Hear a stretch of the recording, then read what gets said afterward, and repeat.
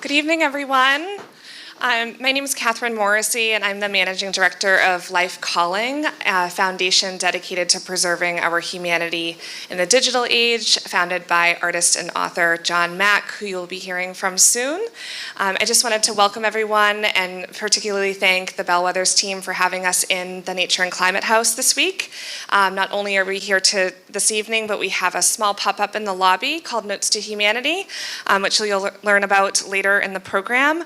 But essentially, that's one of the cornerstone initiatives of our organization right now, which is a prompt to humanity as to what does it mean to you to preserve your humanity in the digital age, that we launched in New York City in late February, and the team is scaling it into a global cultural campaign right now with our production and creative agency Soze. We're actually opening up an activation in the London Design Biennale over at Somerset House this Thursday, all of June, that you can come and check out. And really, this campaign is all about giving voice to society to actually kind of mark this moment in time as to what does it mean to be human. But without further ado, it's an honor to introduce John Mack, who's an artist, author, and again founded this organization about 3 years ago. So I'll welcome you up to the stage. Thanks, Catherine. Thank you. Can you hear me? Yes. There are some people on computers and phones and handling work. It's fine if you want to keep doing that. I don't care one way or the other, but the content of this, I think, is really important. So if you could put it aside, I think it'd be really beneficial. It's also, there's going to be some interactivity, so your participation would be welcome, and I invite you to do it. So my name's John Mack. I'm the founder of this organization, Life Calling. My daughter, funny, every time my daughter sees me speak, she says, Papa, you never smile when you speak. And I find that really interesting because I'm really a happy, easygoing, lighthearted guy. But I believe in this so much, and it's so important to me that I forget to smile. So I just want to do this, okay? I can smile, okay? And now we'll get serious. So I'm here to say that the outer climate crisis cannot be fully addressed until we understand a certain inner climate crisis. And what I mean by that is that the nature outside of ourselves and the very nature of what it means to be human are inextricably linked. That's actually not true. They're not linked. They are one and the same. There's nothing to even link. And we'll go through how that works here in this presentation. In the same way that climatologists are saying we're reaching a tipping point, that when crossed, we will never again be able to go back to the essence of this planet. The same thing is true with our inner climate. The human right now is reaching a tipping point that when crossed, we will never again be able to go back to what it means to be human. And this is very much because of the digital age that we live in. And again, I'll get into that. My role here at Life Calling is to ensure that we hear this call. The digital age is asking us to reflect on where we've been, how we got here, and what needs to change in order to survive as human beings. This is me. So when I speak, I usually wear these Apple Vision goggles. I come on stage with these, but I'm currently moving from Spain back to the US, so they're in a box and they're shipping. I wear these glasses for 3 reasons. The first is to say that these are mine. I own these. I am extremely pro-tech. I'm just pro-human first. Okay? I just need, that has to be very, very clear from the get-go. Second reason I wear these things is because when you think about technology, if you think about sort of the television, where that was positioned far away from us when the television came out, and then you have, I don't know, maybe it's the desktop computer comes onto your desk, then you've got the laptop, it's on your legs, then you've got handheld devices in your pockets, then you've got the wearables. The device now is actually on our eyes. That's where we're heading. And the next step is to put it inside the body, inside the brain. And there are companies already out there who are researching this and actually doing it. So I want you to see sort of visually where we are in that progression. of the machine approaching us and getting closer to the human body and into the brain. That's the second reason. The third reason is because digital tech, the way I see digital tech, it is merely an outer reflection of our inner disposition, and I'll explain that. So if there's ever a better sort of analogy for human ignorance, it's to walk around the world blindfolded. It's actually to live a life while you're asleep. I don't know if you know how these goggles work. I'm actually blindfolded when I wear these. They have cameras that are pointed outside the glasses, and they project an image inside. So with these, I can actually walk and navigate my world blindfolded. So what we're seeing here, we're seeing ignorance manifested in the digital device. That's the third reason. Okay. I'm going to get into this here, and I'll step aside. This is very content heavy. And there's a lot to go through, and I think I've done it in a way visually where you'll be able to understand it and digest it. So to break this down, I'm going to talk about the one crisis, and I call this the human fall. We'll then go into the fake solution, which I call the virtual paradise. Then just Band-Aids, current short-term fixes, and what I call the digital deadline. The one cure, establishing connection. And then the infinite opportunity, the dawn of our humanity. Okay, the one crisis, the human fall. Not sure how many of you saw this cover on Time magazine a while back, the end of our humanity, how real is the threat? I'm here to say that actually this time can be the beginning of our humanity. And when I say that our humanity is at stake, the question sort of arises, what does it mean to be human? It's a loaded question. And I'm actually not going to answer that. What I'd like to do is I'd like to share something with you that is essential to what it means to be human.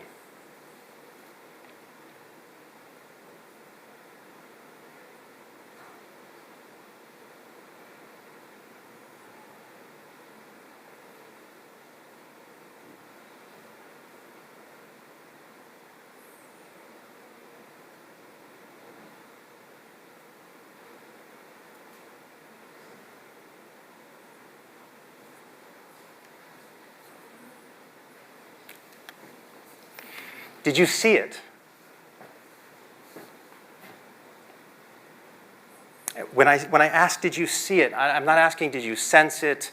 Do you sort of know what I'm trying to provoke here? I'm saying, did you act, in that time when we were quiet, did you actually see it as real as you see those chairs that you're sitting on? So we're going to do little exercises. Do you have pens and paper? Were those passed out to you? I'm not sure if those were passed out.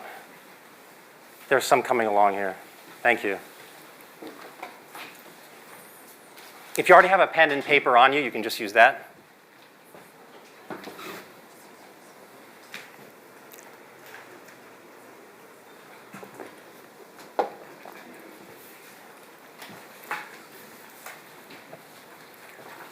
What we're about to do is we're about to discover what I find is the one thing that's missing from pretty much all AI, humanity, climate conversations. It's this one activity here. Okay.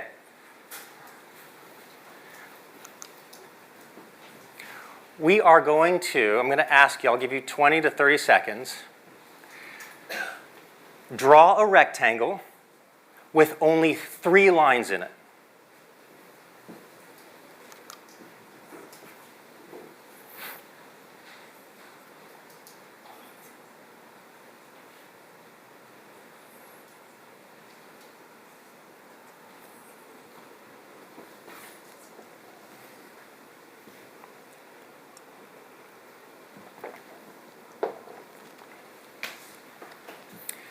Anyone get it? If you use the edge of the page, it doesn't count. Okay, so here is a rectangle with only 3 lines in it.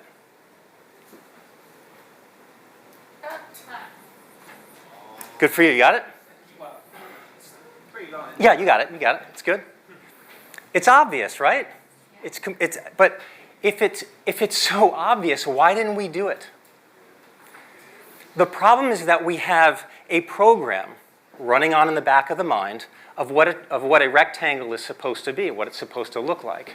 And as we're patterned in that way, we can't see the obvious. And in that space that I had there, when I wanted to share something essential to what it means to be human, there is something so obvious and so beautiful in that space. But we rarely see it because we have a program going on in the back of our minds that is eclipsing that. That space is the human in its full essence. In that space, there is inspiration. There is creativity. There is community, and I'm going to change that to come-unity. We are nurturing. We are active. There is wholeness. Now, in come the thought patterns in the back of the head. Thought patterns. They are rational, pragmatic, binary, analytical, systematic, data-bound. When we are fully attached to these thought patterns, we actually create a completely different dimension and eclipse that natural essence of what it means to be human. This dimension here, this lower dimension, I'm calling it the dimension of rationality. And please don't think hierarchy here. I sort of cheated to fit this on the screen. Bottom one is rationality. Top one, if you're bound to rationality, the top dimension seems irrational. The bottom is mechanical. The top is the natural. The bottom is the intellect. The top is intelligence. Psychologically speaking, specifically Carl Jung, we would call the bottom the logos, or the masculine toned energy, and the top eros, the feminine toned energy. Energies that we all have inside of us. Okay. Tech is born of this lower dimension of thought pattern. It is rational, it is data bound. And we're going to get into tech soon, but I first want to talk about these two characters right here. Here we have the self, the totality of the self, which includes the thoughts. Okay? And below that, when you're totally separate from the totality of the self, you have the separate self. So we have these two key players here. Now, let's look at the behavioral patterns of the separate self. If you are absolutely separated from inspiration, you have a behavioral pattern of repetition. If you're separated from creativity, your pattern is one of imitation. If you're separated from community, your pattern is one of individualistic. Separated from nurturing, you are abusive. If you're separated from the active, you are reactive. If you're separated from wholeness, you take sides. Now, I can guarantee you, anywhere there's conflict in the world, whether in the house or internationally across the globe, the separate self is alive and thriving in those spaces.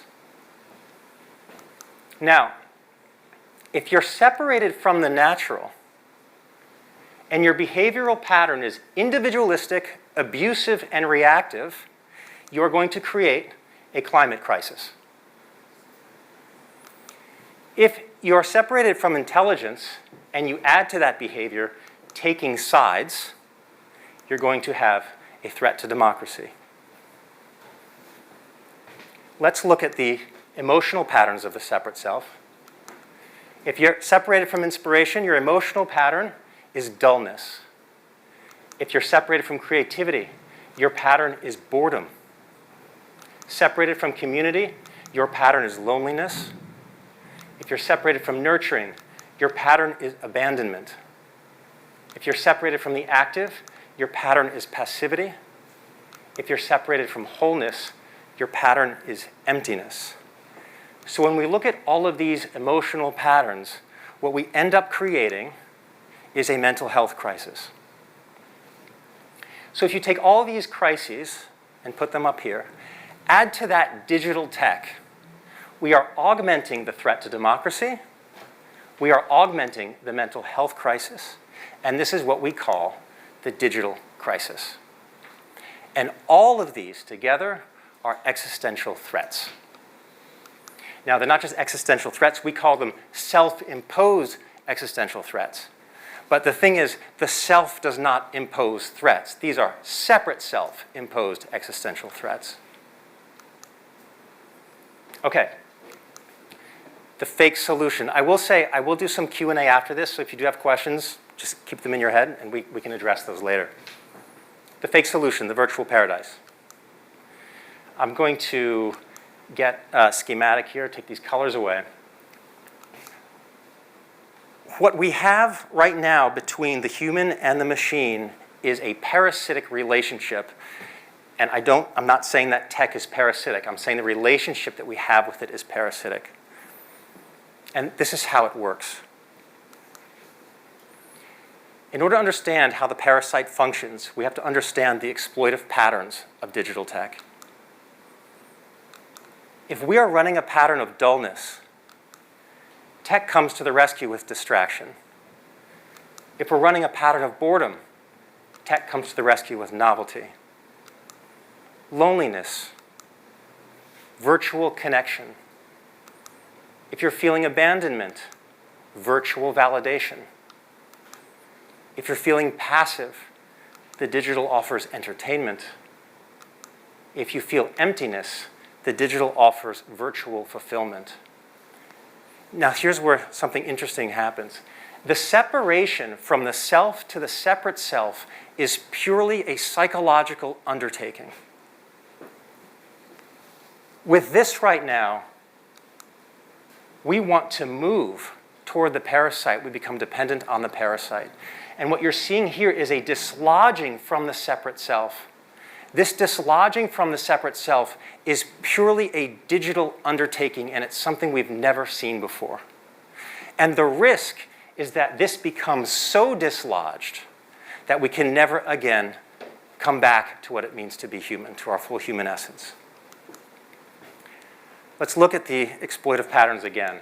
So if you look closely, distraction is the substitute for inspiration. Novelty, the substitute for creativity. Virtual connection, the substitute for real community. Virtual validation, the substitute for nurturing. Entertainment, the substitute for the active. Virtual fulfillment, a substitute for wholeness. So what does this mean? Rather than moving vertically up into our wholeness, which is an inside job, we now can get that through tech. And what does that do? It dislodges us even more. For those of you who use Apple computers, this is an operating system called Catalina. They had another operating system called Sierra, El Capitan, Mavericks, Mountain Lion, Snow Leopard. What do they all have in common? The natural is up here in this dimension. Down here is the mechanical. So actually, we're disguising our digital tech with a false natural appearance. What does that do? That baits us even more. Artificial intelligence. There's no such thing as artificial intelligence. What we're dealing with is artificial intellect. Intelligence can never be artificial. Intelligence is in this dimension, a dimension that the machine can never touch. And so what we're doing is we're taking intellect and creating a false intelligence, and that baits us even more. Here are some robots. This is Sophia. Siri, the voice of a woman when it first came out. This is Maria from the movie Metropolis, if anyone has seen that movie. Here we have Grace. If you've seen the movie Her, Her was the voice, the female voice, and the man who was falling in love with that, right? Feminine toned is up here. We are actually disguising the masculine tone with a false feminine. And what does that do? It pulls us even more. So what I want to do right now is, there's a video that's going to play. It's only a minute long. These words here, inspiration, creativity, community, nurturing, active, wholeness, there's vitality in it, there's color. Associate that with the feminine.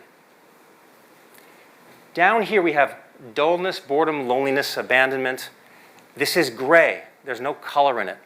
It's lack of vitality. I want you to associate that with the masculine. It's imbalanced masculine, but right now it's masculine.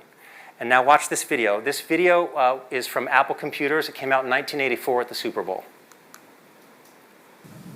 Today we celebrate the first glorious anniversary of the Information Purification Directives. We have created, for the first time in all history, a garden of pure ideology, where each worker may bloom, secure from the pests of vain contradictory thoughts.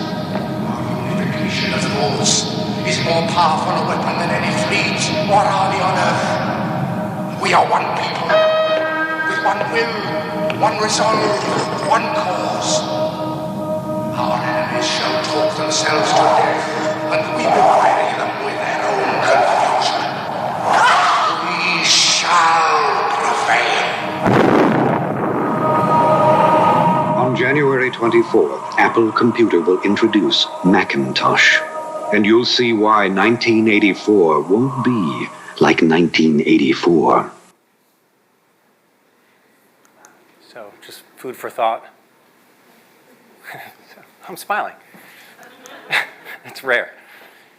Just Band-Aids. Current short-term fixes and what I call the digital deadline. I want to take you through what I'm seeing in the human-machine landscape and what we're trying to do to fix it. We're throwing a ton of money into regulation and policy, advocacy. And what I've done here is I've created, this is sort of like, it's creating a buffer between the parasite and the host. So it's acting almost like a repellent. We're seeing device education, increasing the buffer, device responsibility. We're seeing people trying to change the business model. Tristan Harris, who is a friend at Center for Humane Technology, that's his role. And we're seeing a lot of money put into more humane tech. The problem with more humane tech is we're confusing it with more human tech. And making tech more human is yet just another bait to dupe us. This here is a repellent. And the repellent is extremely important. I'm actually on the board of an organization in Boston called Fair Play, where we protect children from online harms. It's a repellent. It's extremely important. Here's the problem, though, with a repellent. A repellent is always reactionary. And with the speed of tech right now, the repellent will show up later and later to the game. We saw it with social media. We're seeing it now with AI. And I just want to talk briefly about this idea of more human tech and the dangers of it. What do I mean by more human tech? Teaching AI to make people happy. AI that is empathetic and conversational. Loving AI, which is kind of creepy.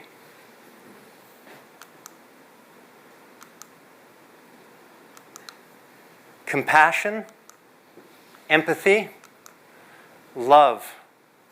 These are characteristics of the human soul. To program the machine with compassion, empathy, and love is to program it with an artificial soul. And that is the straw that breaks the camel's back. And we are baited to merge with the machine. Here, the machine does it for us. It gives us the realization that we've been looking for, but outside of ourselves, which is now internal because of the merging of man with machine. Okay. The one cure, establishing connection. At Life Calling, we have what we call the 4 lines of connection. These 4, bless you. These 4 lines are connection to others, connection to nature, connection to imagination, and connection to self. Those 4 lines of connection. And the reason why these 4 lines of connection are important is because when you're connected to others, you are part of the community. When you connect to nature, you've taken care of the natural. When you connect to imagination, you're an inspiration and creativity. When you're connected to self, you realize wholeness. When all of these 4 connections are active, you are nurturing, you are active, you are intelligent, and what was once deemed irrationality is actually sanity. So what we're saying is, when all of these are checked, we rise up into the fullness of what it means to be human. And here, in this image, here we use tech. Tech does not use us. And this is where we want to get to. So, Catherine mentioned it when she was up here. Life Calling just had a big campaign that was launched in New York called Notes to Humanity, where people are asked, actually we have notes here for you to do as well. People are asked a very simple question, what seems to be a simple question.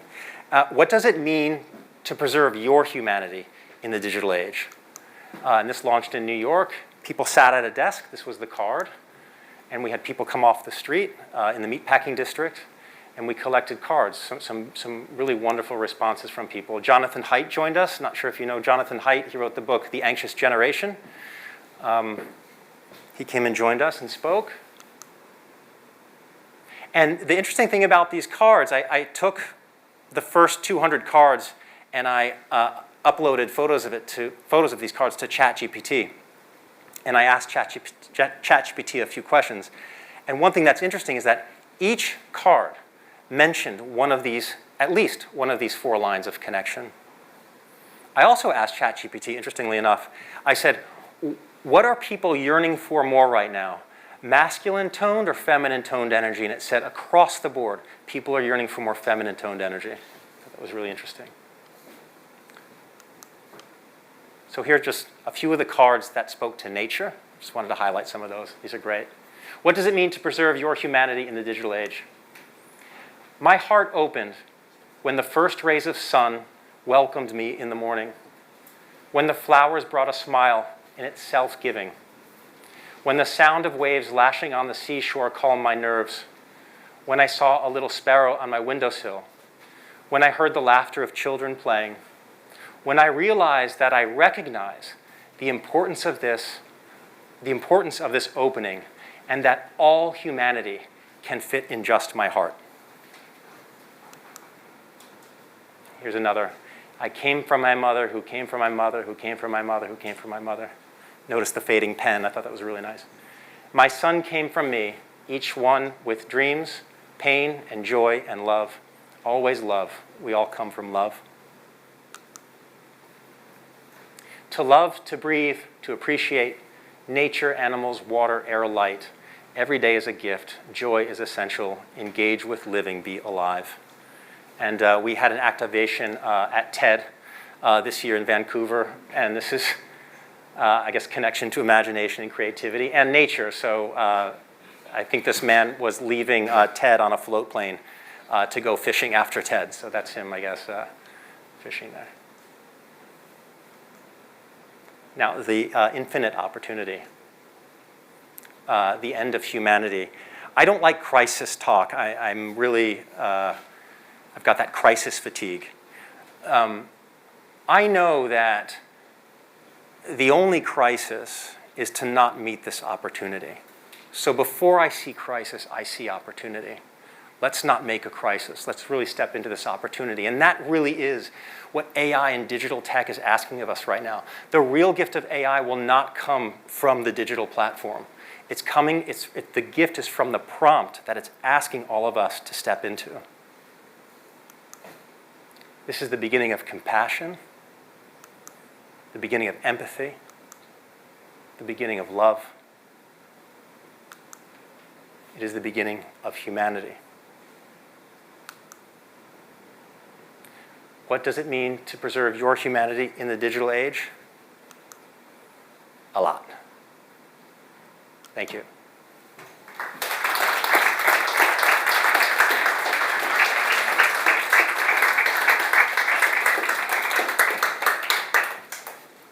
Do we have notes to humanity cards passed out? Yes? So what I would ask, if you could, we could take, let's see, there are 23 minutes remaining. We could take 5 minutes of quiet just to begin. And for those of you who want to continue and really think it out, by all means, please use up all the time. But after those 5 minutes of quiet, if anyone has a question, happy to answer that. So I'll let you know when 5 minutes is up, and then I can take some questions if people have it. Sound good? Okay.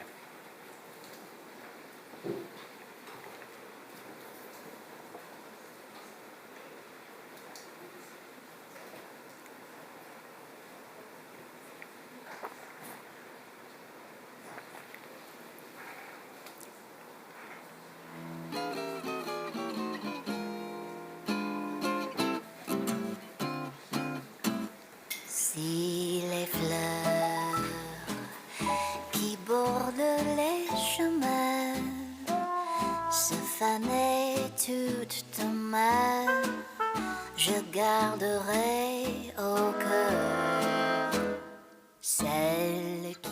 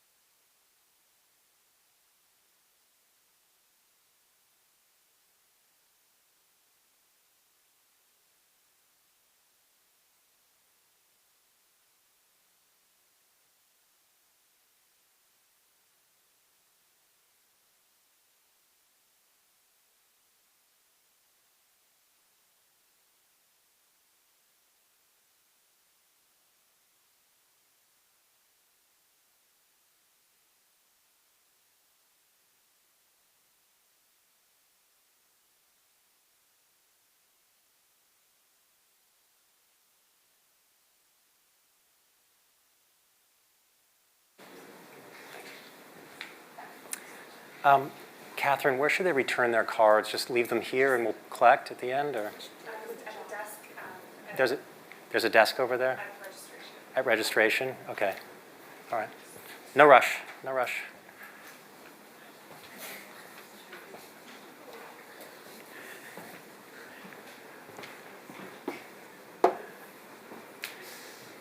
So firstly, and sorry if I interrupt people, you don't need to listen to me if you're still writing. It's much more important to write your card.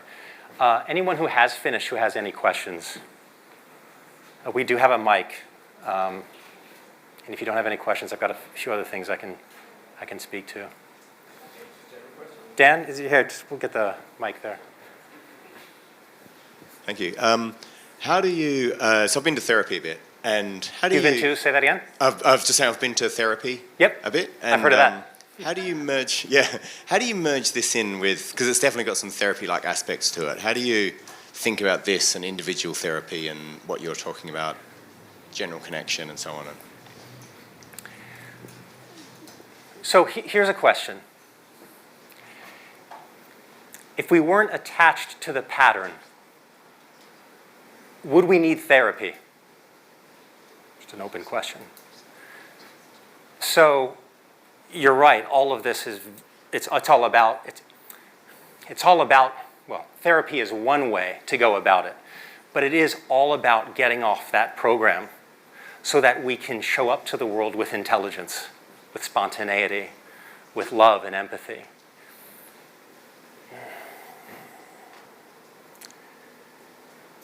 Let's see if I can word this one right.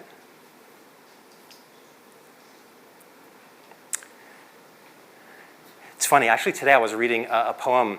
I'll save the backstory, but I was reading a poem by Robert Frost called The Road Not Taken.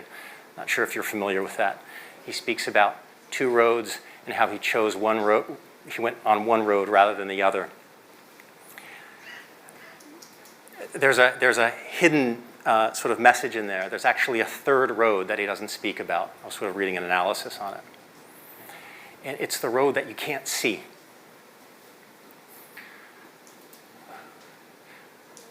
I've been to therapy as well back in the day. Had a crazy marriage, so I really needed that, which I ended and said I would never get married again, and now I'm engaged. So I need therapy again. What I found, at least in my experience, and from the experience of others who I know have been in therapy, is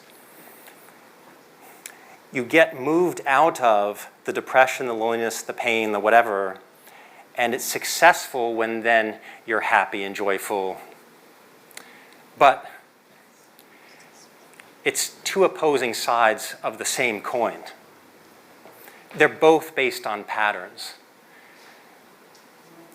And so what I'm seeing in therapy is a horizontal movement from the negative to the positive, and then you fall back into the negative, you need therapy, and you go to the positive, right? There's a vertical movement that therapy very rarely gets to.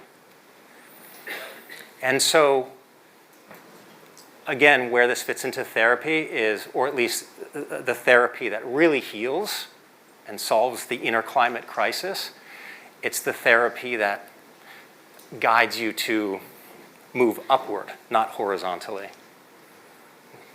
That's how I'll answer that, but thank you for your question. Yeah, it's a long conversation. It is, yeah, it is. We have a question here in the front.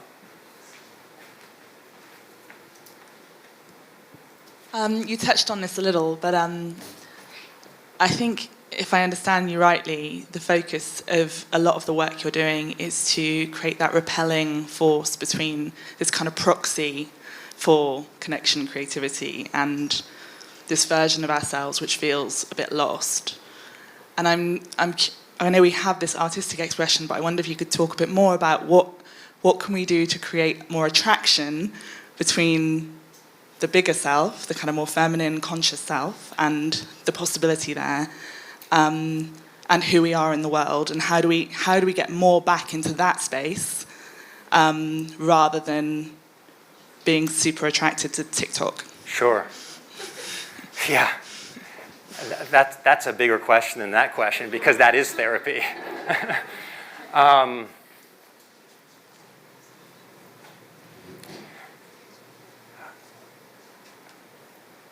I'm the eternal optimist, and I know this world is going to get better. I don't think it's going to get better anytime soon. I think it's going to get worse.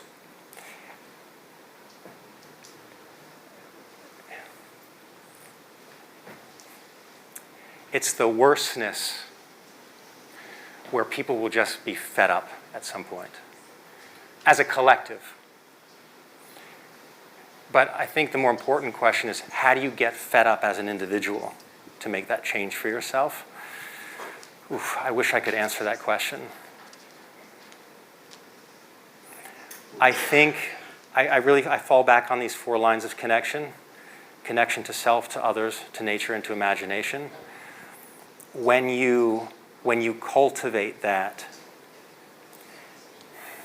something begins to open.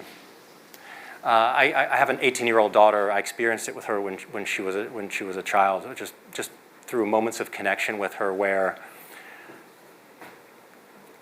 she was able to sort of communicate to me through play that the way my grandfather raised my mom, the way my mom raised me, was not the pattern that I should be following because it was sort of abusive to my child.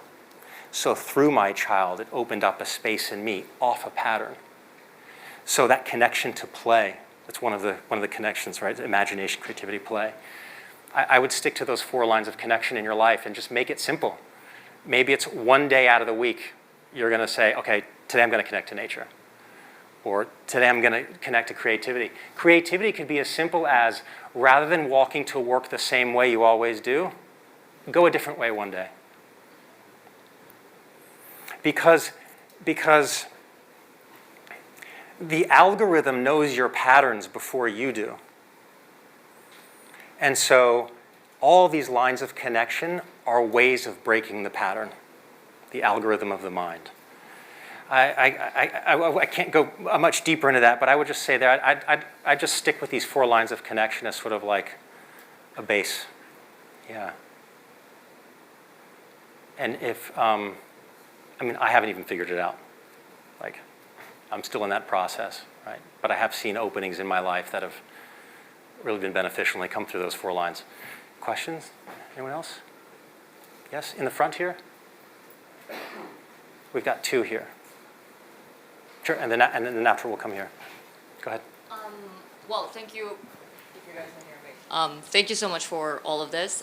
My question is more about I'm curious to know, when do you think it all went wrong for our relationship with technology, and when did we start looking at it from a point where it start fixing our problems rather than serving our needs? Great question. So I think it all went wrong when the human experienced what I call the second fall of man. I'll explain that. The first fall of man, which you could say the story of Adam and Eve, you had a natural apple. The second fall of man is Apple, the digital Apple. I'm not blaming Apple computers. I'm just using it as a through line here. The first fall is a natural fall. The natural fall has to happen because you can't know yourself until you don't know yourself first. You need the contrast. Like if I said to you, if you were born into this world and the world was covered in trees, and you knew there was no other landscape, no rivers, no ocean, no sand, just trees. If that's all you knew, would you know what a forest is? You wouldn't. You would need to actually know what a forest is not in order to see the forest. So the first fall is that. It's actually falling out of the essence of who you are so that you can then come back to it and see yourself with the wisdom and knowledge of who you are. That's the natural fall. That fall has a certain gravity to it. It's natural gravity. What digital tech is doing is it's taking the inertia of the natural gravity and it's adding weight to it, and it's creating an artificial gravity. And so what we're experiencing now is a second fall of man, the first fall being from soul to human, the second fall being from human to avatar, And we're seeing that all over the world, people becoming avatars. You see it on social media. I mean, it manifests in many different ways. So, and that second fall began with digital tech.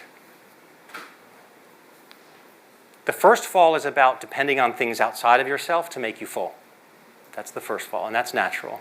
The second fall is when we start depending on tech, because tech can actually merge with us and change our very being. We would go from human to cyborg.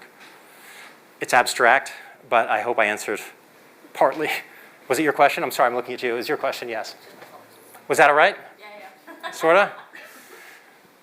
Please. Hi, thank you, that was great. Maybe you sort of answered this, maybe this is too big a question, but how do you think we deal with this with kids? What should we, how should we be addressing this issue with those we hold dear? Yeah. That's wow, these are big questions. Before I answer that question, I will say, whether they hate hearing it or not, the nagging of getting off the phones, no matter the tantrum, they are depending on us as parents in ways they can't fathom. So I'll preface it with that.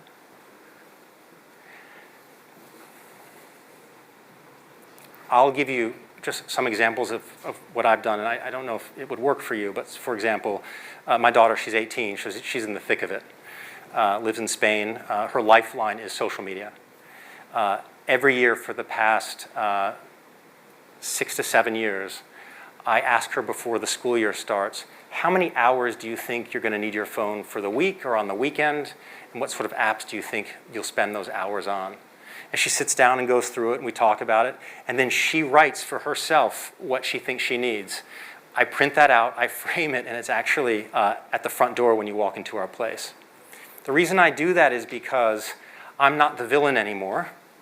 It's her contract with herself. If she breaks it, she sees herself. And I can only be there to support her, right? That's one way I do it, because that also gives its empowerment. Another thing that I do with her is I'll sit and watch Jonathan Haidt videos with her, Tristan Harris videos with her, like podcasts. And Jonathan Haidt will speak about teenage girls in school, and they feel this way or that way, and then I'll pause it, and my daughter's name is Lucia, and I'll say, Lucia, does that resonate with you? Is that how you feel? And we begin a conversation. And I do that for two reasons. One, it's very stimulating for her to think about. And number two, it shows that there are other adults in the community, not just the parents, who are out there in the world trying to make this place a better place for kids. So it takes a lot of the weight off, and it shows sort of the gravitas of what's happening. So those are sort of two things that I do. But I really think deep connection to your child is, if you don't have that, you run a big risk, really connecting to your children. Thanks. Hi, thank you for today, this evening. You mentioned that you think things are going to get worse before they can get better. Do you think humanity risks the adults that have still humanity, because we didn't grow up like this, dying out before Absolutely. It can get better? How will the next generations get better if they're so out of touch with what we say is to be, what it is to be human? Absolutely. Their ground zero is totally different these days, right? I think that comes down to parenting. I wish I could say we could change the school system like this, at the snap of a finger, because I think the school system is really, the amount of nature time that my daughter got in school is next to nothing.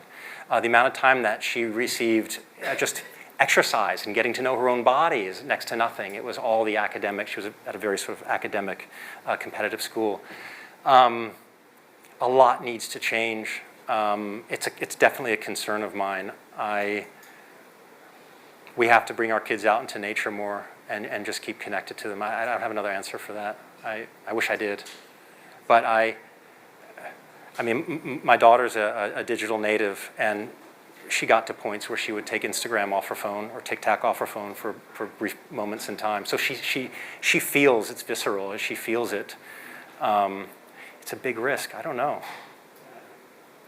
The time at which they get us is so much sooner, right?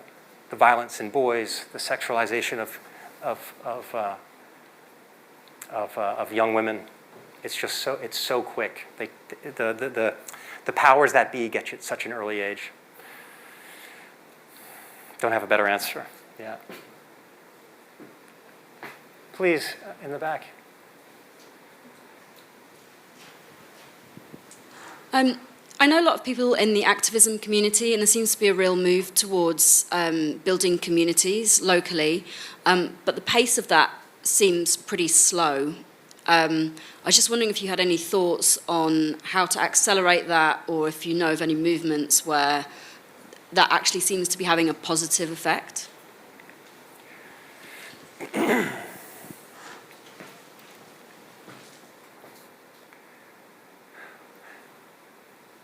I'll just preface my answer with saying, be careful with a community that you build, because you don't want it to be a membership community, right? Because that has separation in it, right? So if it's real community, there are no barriers to entry. So that's number one.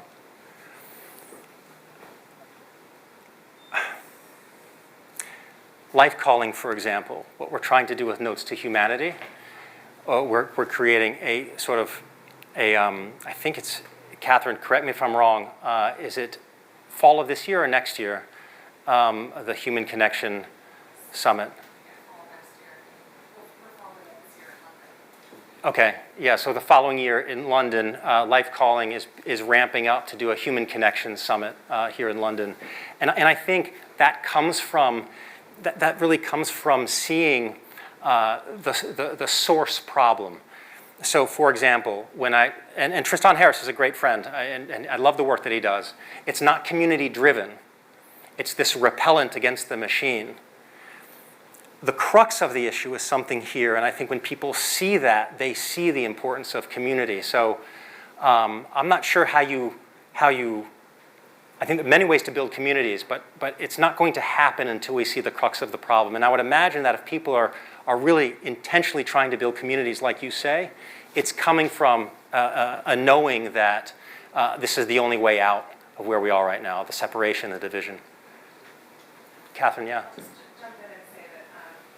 This is on, but we have found through the 4 lines of connection framework at Life Calling, we've found incredible leaders and organizations globally. Some actually are in this room. We have a friend from the Royal Society of Arts who builds community in very different ways through different interventions, and is actually right now connecting school children to nature through play and reimagining unused parcels of land.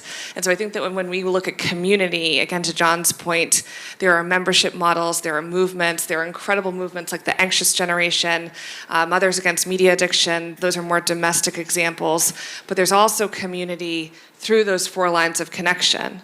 So through, National Saturday Club here in England that serves 4,000 young people. On Saturdays, people can go into arts classes and theater and music and dance. And that's such a safe place for these kids to be able to be off their devices, but in activity and in a safe community, and not in a membership model and not something that's prescriptive. And so those are the things that we're actually finding, not only through our own research as an organization, but through actually the insights that are coming from these Notes to Humanity cards. So it's very organic and human first. Yeah, if I could just add to that, since you mentioned it.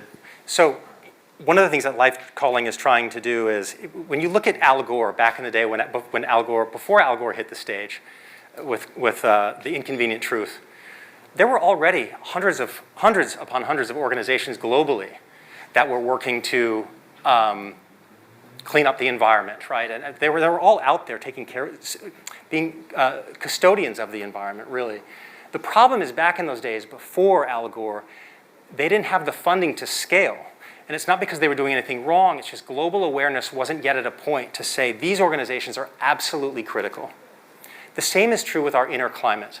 There are organizations right now globally that are working on human connection, on these 4 lines of connection.